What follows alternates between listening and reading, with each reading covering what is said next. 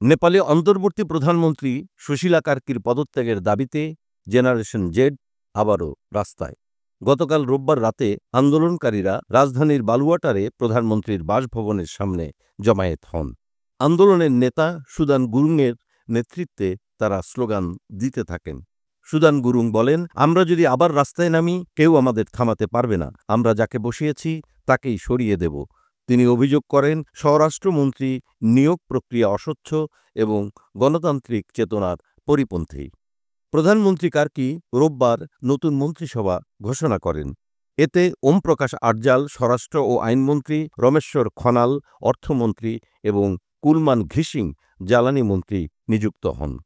এর আগে ৮ই সেপ্টেম্বর জেনজির আন্দোলনে নিরাপত্তা বাহিনী জলকামান, টিয়ার গ্যাস ও রাবার বুলেট ব্যবহার করেও রাস্তাকে শান্ত করতে পারেনি।